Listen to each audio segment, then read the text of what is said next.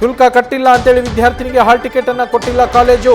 Fees ಕಟ್ಟುವವರೆಗೂ bike ಅನ್ನ ಅಡಮಾನವಾಗಿ ಇಟ್ಕೊಂಡಿದೆ. ಇವಾಗ fees ಕಟ್ಟುವವರೆಗೂ bike ಅಡಮಾನವಾಗಿ ಇಟ್ಕೊಂಡ ಕಾಲೇಜಿನ ಆಡಳಿತ ಮಂಡಳಿ BAGSS ಕಾಲೇಜು ಮಧ್ಯಸ್ಥಿಕೆ ವಹಿಸೋದಕ್ಕೆ ಬಂದವರ ಬೈಕನ್ನೇ ಅಡಮಾನ ಇಟ್ಕೊಂಡಿದ್ದಾರೆ ಅಲ್ಲಿನ ಸಿಬ್ಬಂದಿ. ಇದರಲ್ಲಿ ಸಾರಿಕಾ ಜೋಶಿ ಅಂತಂದು ಮಗಳನ್ನು ನನ್ನ ಪರವಾಗಿ ಅವರ ಕ್ಲಾಸಲ್ಲಿ ಅಡ್ಮಿಷನ್ ಮಾಡಿಸಿದ್ವಿ. ಫಸ್ಟ್ ಇಯರು ಮತ್ತು ಸೆಕೆಂಡ್ ಇಯರ್. ಫಸ್ಟ್ ಇಯರಲ್ಲಿ ಮಾಡ್ಬೇಕಾದ್ರೆ 10,000 ರೂಪಾಯಿ ಕೊಡ್ರಿ ಅಂತಂದು ಹೇಳಿದರು. ಸೆಕೆಂಡ್ ಇಯರ್ದು ಅದು ನನಗೆ ಗೊತ್ತಿರಲಿಲ್ಲ. ಮತ್ತು ನೀನೇ ಶಾಲೆಗೆ ಸೇರಿಸಿದಣ ಬಾಳಣ ಅಂತ ಹಿಂಗೆ ಅಂತಂದು ನಾನು ಕರ್ಕೊಂಡು ಹೋದರು. ಅಲ್ಲಿ ಹೋಗಿ ನನಗೆ ಕೂಡ ಹೇಳಿದರು, ನೀ ಏನು ಸಂಬಂಧ ಅಂತ ಅಂದ್ಬಿಟ್ರು. ಆವಾಗ ನಾನು ಹೇಳಿದೆ, ಅಲ್ರಿ ಮೇಡಮರೇ, ನೀವು ಆ ರೀತಿ ಮಾಡೋಕ್ಕೆ ಹೋಗ್ಬೇಡ್ರಿ, ಮಕ್ಕಳು ಎಜುಕೇಷನ್ ಐತಿ, ಎಜುಕೇಷನಾಗ ಹಾಲ್ ಟಿಕೆಟ್ ಕೊಟ್ಬಿಡ್ರಿ, ಮುಂದೆ ಅದು ಬಂದು ನಾನೆಲ್ಲ ಇದು ಮಾಡೋಣ ಅಂತ, ನಿಮ್ಮದು ಫೀಸ್ ಏನಾರು ಇದ್ದರೂ ಅದು ಮುಂದೆ ಸರಿ ಮಾಡೋಣ ಅಂತಂದು ಹೇಳಿದ್ವಿ.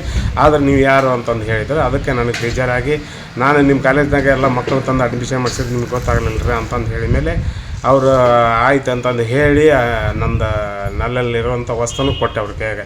ತೊಗೊಳ್ರಿ, ಅವರು ಮೊದಲು ಹೋಗಿ ಅಡ್ಮಿಷನ್ ಮಾಡಿಸ್ಕೊಂಡಕ್ಕೆ ಎಕ್ಸಾಮ್ ಬರೀಲಿ, ಆಮೇಲೆ ಬಂದು ಮಾತಾಡೋಣ ಅಂತಂದು ಹೇಳಿ ನನ್ನ ಮೊಬೈಲು ಚಾವಿ ಕೊಟ್ರಿ. ಚಾವಿ ಕೊಟ್ಟಾದ್ಮೇಲೆ ಇಟ್ಕೊಂಡ್ರು. ಆಮೇಲೆ ನನಗೆ ಫೋನು ಕೆಲಸದ ಒತ್ತಡದಿಂದ ಫೋನ್ ಬರೋಕತ್ತು. ಆ BAGSS ಕಾಲೇಜ್ನಾಗಲಿ ಆ ವಿದ್ಯಾರ್ಥಿನ ಹತ್ರ ಹೋದಾಗ ಕೇಳಿದಾಗ ಅವರು, ನೀ ಜವಾಬ್ದಾರಿ ತಗೊಂಡಾಗಿದ್ದಾರಪ್ಪ, ನಾನು ಇದು ಮಾಡ್ತೀನಿ ಅಂದ್ರೆ, ಏನೈತಿ ಕೊಡ್ರಿ ಅಂತಂದ್ರೆ, ಜವಾಬ್ದಾರಿ ನನ್ನ ಕಡೆ ದುಡ್ಡು ಇಲ್ಲರಿ, ನನ್ನ ಕಡೆ ಚಾವಿ ಐತಿ, ಗಾಡಿದು ಮೊಬೈಲ್ ಐತಿ, ತೊಗೊಳ್ರಿ ಅಂತಂದು ಹೇಳಿ ಹಾಲ್ ಟಿಕೆಟ್ ಜಗಳ ಮಾಡಿ ಅವ್ರ ಕೈಯಾಗ ಕೊಟ್ಟರು. ಆ ವಿದ್ಯಾರ್ಥಿನಿ ಆವಾಗ ಹೋದ್ಲು. ನನ್ನ ಚಾವಿನೂ ಅಲ್ಲೇ ಇತ್ತು ಮತ್ತು ಗಾಡಿನಂತ ಕೇಳಿದೆ, ರಿಕ್ವೆಸ್ಟ್ ಮಾಡಿ ಕೇಳಿದೆ, ಕೊಡ್ರಿ ನನಗೆ ಮೊಬೈಲ್ ಕಾಲ್ ಬರ್ತದವು ಅಂತಂದು ವೇಳೆ, ಇಲ್ಲಪ್ಪ ನಾನು ಈಗ ಮೊಬೈಲ್ ಕಾಲ್ ಬೇಕಾದ್ರೆ ಕೊಡ್ತೀನಿ, ಗಾಡಿ ಚಾವಿ ಮಾತ್ರ ನೀ ದುಡ್ಡಿಂದು ಲೆಟ್ರ್ ಬರೆಸ್ಕೊಡ್ಬೇಕು, ಇಲ್ಲಾಂದ್ರೆ ದುಡ್ಡು ನೀ ಜವಾಬ್ದಾರಿ ತಗೋಬೇಕು ಅಂದಮೇಲೆ ಆ ಗಾಡಿನ ಅಲ್ಲೇ ಇಟ್ಟು ನಾನು ಬಂದಿದ್ದೆ. ನೋಡಿ, ಕಾಲೇಜು ಆಡಳಿತ ಮಂಡಳಿ ಒಬ್ಬ ವಿದ್ಯಾರ್ಥಿನಿಯ ಭವಿಷ್ಯದ ಜೊತೆಯಲ್ಲಿ ಯಾವ ರೀತಿಯಲ್ಲಿ ಚೆಲ್ಲಾಟವನ್ನು ಆಡ್ತಾ ಇದೆ ಅನ್ನೋದಕ್ಕೆ ಇದು ತುಂಬ ಉತ್ತಮ ಉದಾಹರಣೆ ಅಂತಲೇ ಹೇಳಬಹುದು. ದುಡ್ಡಿನ ಹಿಂದೆ ಬಿದ್ದಿರುವಂತಹ ಕಾಲೇಜು ಆಡಳಿತ ಮಂಡಳಿ. ಹಾಗಂತೇಳಿ ನಾವೇನು ಫೀಸ್ ಕಟ್ಟಿಸ್ಕೊಳ್ದೇನೆ ಅವರಿಗೆ ಪಾಠವನ್ನು ಮಾಡಿ ಅಂತ ಹೇಳಲ್ಲ. ಆದರೆ ಎಕ್ಸಾಮ್ ದಿನದವರೆಗೂ ಇವ್ರು ಕಾಯ್ತಾ ಇದ್ರಲ್ಲ, ಆವಾಗ ಇವ್ರಿಗೆ ಗೊತ್ತಿರಲಿಲ್ಲ ಫೀಸ್ ಪೆಂಡಿಂಗ್ ಇದೆ ಅನ್ನೋದು. ಮೊದಲೇ ಹೇಳ್ಬೋದಿತ್ತಲ್ಲ ಸಂಬಂಧಪಟ್ಟವರಿಗೆ. ಈಗ ಆ ವ್ಯಕ್ತಿಯಪ್ಪ ಯುವತಿಯನ್ನು ಅಡ್ಮಿಷನ್ ಮಾಡಿಸಿದಂತಹ ಆ ವಿದ್ಯಾರ್ಥಿಯನ್ನು ಆ ಶಾಲೆಗೆ, ಆ ಕಾಲೇಜ್ಗೆ ಅಡ್ಮಿಷನ್ ಮಾಡಿಸಿದಂತಹ ವ್ಯಕ್ತಿ ಬಂದಂತಹ ಸಂದರ್ಭದಲ್ಲಿ ಅವರ ಬೈಕನ್ನು ಅಡಮಾನ ಇಟ್ಕೊಂಡು ಹಾಲ್ ಟಿಕೆಟನ್ನು ಕೊಟ್ಟು ಪರೀಕ್ಷೆಯನ್ನು ಬರೆಸ್ತಾ ಇದ್ದಾರೆ.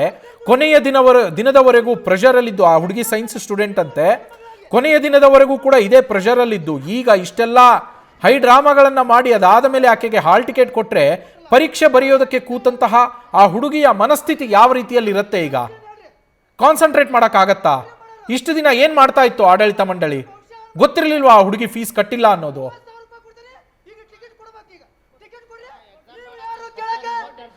ನಮ್ಮ ಹಾವೇರಿ ಪ್ರತಿನಿಧಿ ಶಿವಾನಂದ್ ಫೋನ್ ಸಂಪರ್ಕದಲ್ಲಿದ್ದಾರೆ. ಶಿವಾನಂದ್, ಕಾಲೇಜು ಆಡಳಿತ ಮಂಡಳಿಯ ನಿರ್ಲಕ್ಷ್ಯವಾ ಇದು? ಇಷ್ಟು ದಿವಸ ಫೀಸ್ ಕಟ್ಟಿಸ್ಕೊಳ್ಳೋದಕ್ಕೆ ಮುಂದೆ ಬರದೆ ಕಡೆಯದಾಗಿ ಇವತ್ತು ಪರೀಕ್ಷೆ ಇದೆ ಅನ್ನೋವಾಗ ನಾವು ಹಾಲ್ ಟಿಕೆಟ್ ಕೊಡಲ್ಲ ಅಂತೇಳಿ ಇದು ಮಾಡೋದೇನು? ನವೀನ್, ಇಂತಹದ್ದೊಂದು ಘಟನೆ ನಡೆದಿರುವಂತದ್ದು ಹಾವೇರಿ ಜಿಲ್ಲೆಯ ರಾಣೆಬೆನ್ನೂರು ತಾಲೂಕಿನ BAGSS ಕಾಲೇಜ್ನಲ್ಲಿ ಅಂತಾನೆ ಹೇಳ್ಬೋದು. ಅಂದ್ರೆ ವಾರ್ಷಿಕ ಪರೀಕ್ಷೆ ಬರೆಯಲು ಬಂದಂತ ವಿದ್ಯಾರ್ಥಿನಿಗೆ ನೀನು 30,000 ರೂಪಾಯಿ ಫೀಸ್ ಕಟ್ಟಿ ಏನಂತಂದ್ರೆ ಪರೀಕ್ಷೆ ಬರಿ ಅಂತೇಳಿ ಆ ಒಂದು ಪ್ರಿನ್ಸಿಪಾಲ್ ಆದಂತ ಸುನೀತಾ B ಅವರು ಏನಂತಂದ್ರೆ ಈಗಾಗಲೇ ಆ ವಿದ್ಯಾರ್ಥಿನಿಗೆ ಕಾಡಿರುವಂತದ್ದು. ಈ ಹಿನ್ನೆಲೆಯಲ್ಲಿ ವಿದ್ಯಾರ್ಥಿನಿ ಸಾಕಷ್ಟು ಒಂದು ತನ್ನ ಅಳಲನ್ನು ತೋಳ್ಕೊಂಡ್ರು. ಅಂದ್ರೆ ದುಡ್ಡಿಲ್ಲ ನನ್ನ ಕಡೆ, ನಮ್ಮ ತಂದೆ ಮುಂದಿನ ತಿಂಗಳು ಕಟ್ತಾರೆ ಅಂತ ಅಳಲನ್ನು ತೋಳ್ಕೊಂಡ್ರು ಕೂಡ ಆ ಸುನೀತಾ B ಅಂತಕ್ಕಂಥ ಪ್ರಿನ್ಸಿಪಾಲ್ರು ಏನಂದ್ರೆ ಯಾವುದೇ ರೀತಿಯಂತ ರೆಸ್ಪಾನ್ಸ್ ಮಾಡದೆ, ಇಲ್ಲ ನೀನು ದುಡ್ಡು ಕಟ್ಟೆ ಪರೀಕ್ಷೆ ಕುಂದಿರ್ಬೇಕು ಅಂತೇಳಿ ಏನು ವಿದ್ಯಾರ್ಥಿನಿ ಆದಂತ ಸಾರಾ ಜೆಸ್ಸಿ ಅವರಿಗೆ ಈಗ ಕಾಡಿರುವಂತದ್ದು. ಈ ಹಿನ್ನೆಲೆಯಲ್ಲಿ ಅಲ್ಲಿರ್ತಕ್ಕಂಥ ಸ್ಥಳೀಯರು ಬಂದು ಮಧ್ಯಸ್ಥಿಕೆ ವಹಿಸಿ ಈ ವಿದ್ಯಾರ್ಥಿನಿಗೆ ನೀವು ಪರೀಕ್ಷೆ ಬರೆಯಲು ಅವಕಾಶ ಮಾಡಿಕೊಡಿ, ಮುಂದಿನ ದಿನಗಳಲ್ಲಿ ಅದನ್ನ ಅಮೌಂಟ್ ಕಟ್ಟುವ ಒಂದು ವ್ಯವಸ್ಥೆ ಮಾಡ್ತೀವಿ ಅಂತ ಹೇಳಿ ಮಧ್ಯಸ್ಥಿಕೆ ಮಾಡಲು ಬಂದಂತ ವ್ಯಕ್ತಿಯ ಬೈಕನ್ನೇ ಈಗ ಆಡಳಿತ ಮಂಡಳಿ ಅಡವಿಟ್ಟುಕೊಂಡು ಏನಂದ್ರೆ ಆ ಒಂದು ವಿದ್ಯಾರ್ಥಿನಿಗೆ ಹಾಲ್ ಟಿಕೆಟ್ ಕೊಟ್ಟಿರೋದು ದುರದೃಷ್ಟ.